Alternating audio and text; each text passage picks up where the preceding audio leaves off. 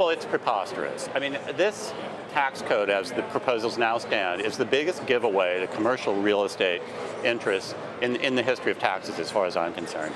I thought the existing tax code couldn't create any more loopholes than they already had that benefit real estate developers, and this one does. In another life, we should all come back as real estate developers. Why? Well, I'll give you an example.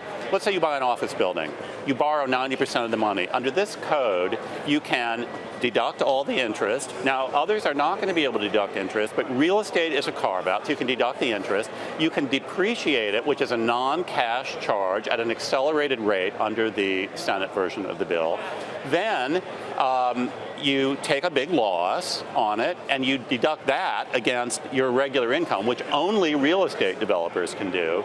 Then you sell it. You deduct the maintenance, so you keep it in tip-top shape. You deduct all those costs, so the value holds. It goes up. You sell it at a big profit, and then through a like-kind exchange, you buy something else, let's say a cattle ranch in Montana. You don't pay any tax on that. And then when you die, once the estate tax is gone, there's no tax at all. You never pay anything on the gains, even though you took all those depreciation and interest deductions along the way.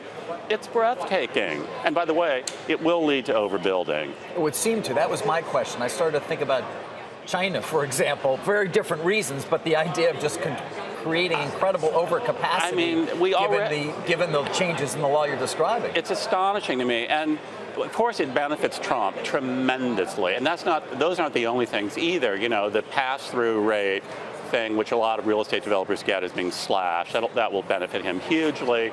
Getting rid of the alternative minimum tax will benefit him hugely.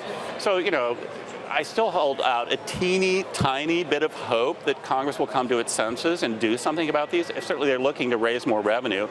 A, close the loopholes. B, if you're not going to close the loopholes, bring back the AMT. The whole point of the AMT was for people couldn't use loopholes to get out of paying any tax. You get rid of the AMT if you get rid of the loopholes. But if you keep the loopholes, you still need the AMT. And that would bring the budget into much better alignment. But I don't see any chances of this because the Democrats aren't saying a word about this either. The real estate lobby, the commercial real estate lobby, is so powerful, you don't even need Trump in the White House.